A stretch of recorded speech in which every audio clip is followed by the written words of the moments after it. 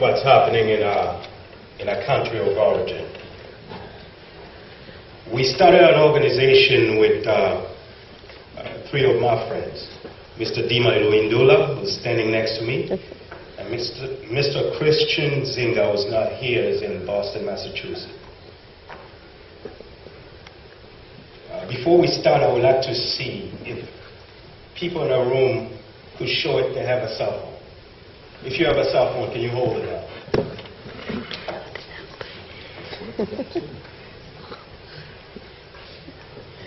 I see almost everybody in this room has a cell phone. Everybody uses technology in this room. In the Eastern Congo, there's 4 minerals that are found, which are the main minerals in the Eastern Congo.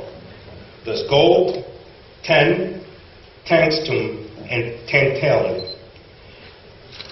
The tin, tungsten, and tantalum are 3 minerals that are referred to as the 3 T's.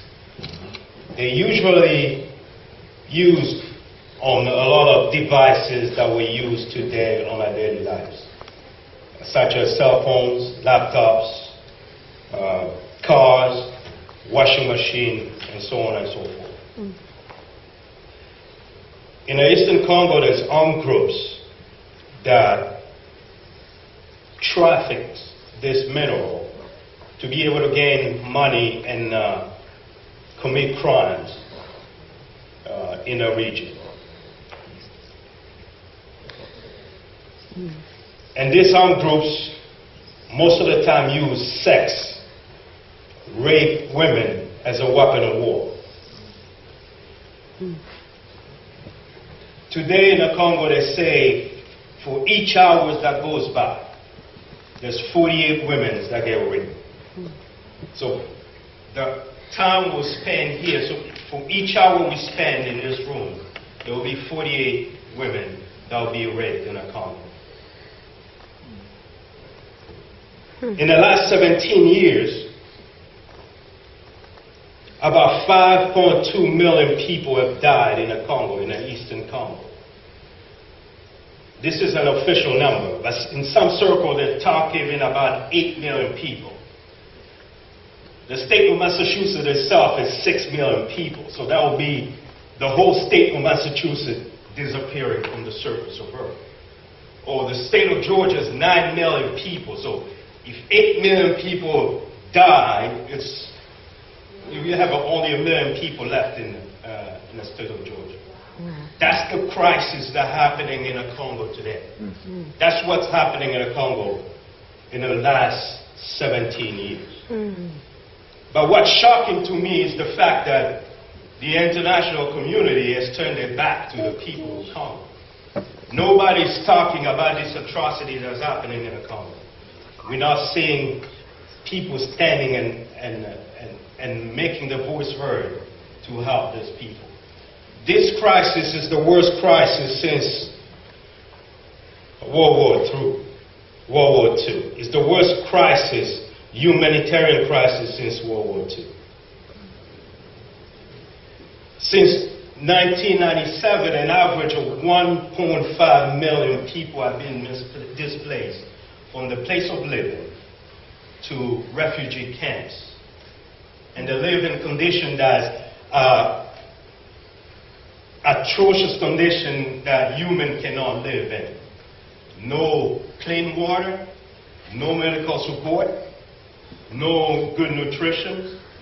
And these camps has been the cause of the majority of the people that died in the Congo because of the lack of good infrastructure.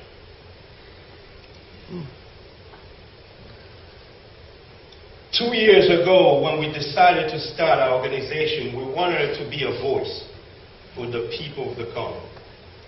And stand up because ourselves are from the Congo. We could have been those victims. It could have been us dying. It could have been us being abducted. It could have been our mother, our sister being raped. So we wanted to stand and be a voice and come to area and like this and speak out about what's happening in the Congo and telling the people that we Congolese are also human, and we deserve a better life.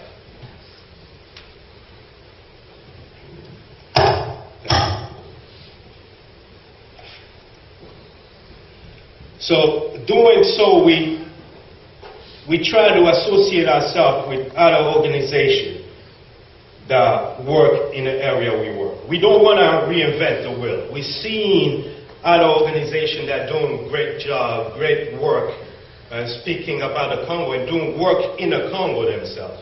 So we want to associate with them and be a stronger voice. Right now we're working with an organization called 1 Million Bones. And together we're putting together an event that will be in June 8th in Washington, D.C., where we're gathering people throughout the United States, crafting bones out of clay.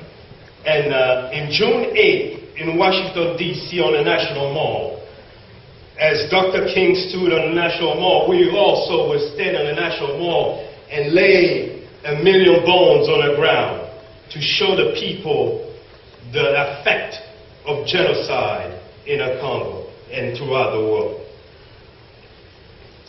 In a humanitarian effort, we work with hospitals and other organizations locally on the ground in the Congo.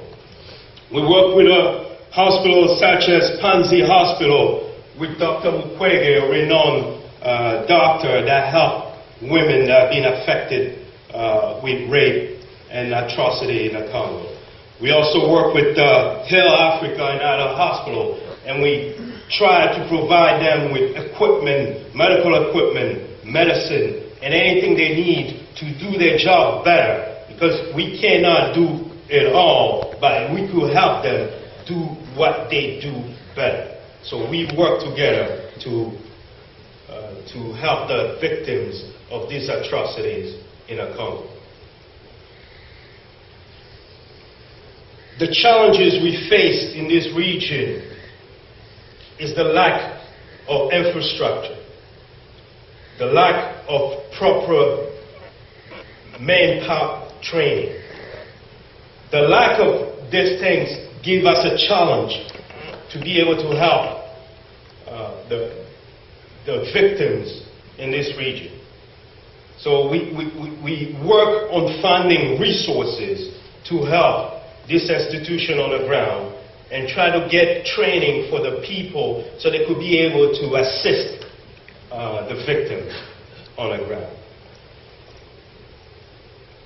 Our background as Congolese has gave us access in the Eastern Congo and be able to work closely with the people in the Eastern Congo. You got to understand, the people of the Congo are pride people. They have a hard time showing their weakness. They're people that stand up for themselves. So it's hard to go and talk to them and have them tell you what's really affecting them. So with our background as Congolese and understanding these challenges, we're able to connect better and be able to help these people better. Our goal is to create a scholarship fund that will help people locally to be able to be educated and be able to help the local people. We also would like to rebuild villages. After seeing people in these camps, we would love to rebuild villages so people could have a decent place to live and have a better life. But what's more important to me is not the past. What is important to me is what will we do in the future. I'm a believer in people. I'm a believer in humanity. I believe that if we stand together and we decide to make a change for the Congo, we could be able to do it if we stand together. Talking this weekend with Dr. Schulman, he told me one thing and that really moved me. He said, if each one of us could spend 30 minutes a week and stand with a sign in front of your residence, or your place of residence, free at Emory University public school today, and I'm proud to be here today because of that. We will make a change for the people of the Congo. We want to start a grassroots movement where people are passionate about what's going on in the Congo. And I do whatever it takes to change, to help change happen in the Congo. 5.2 million people in the last 17 years. 48 women every hour getting raped. Half of those 5.2 million are children under the age of 5. This is a concern for everybody. This is a global problem. It's not only a Congolese problem. It's a global problem. And we all need to join. So if you would like to join us in this fight, I'm going to ask you to join us, be a friend of us on Facebook. We'll ask you to follow us on Twitter. Go to our website and see other ways where you could help, other ways where you could be a support to our movement. We don't want to be just a regular organization. We want to be a movement of change and hope for a better future for the people of Congo.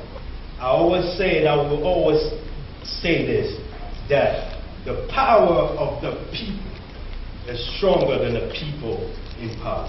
May God bless you, and thank you very much. All right.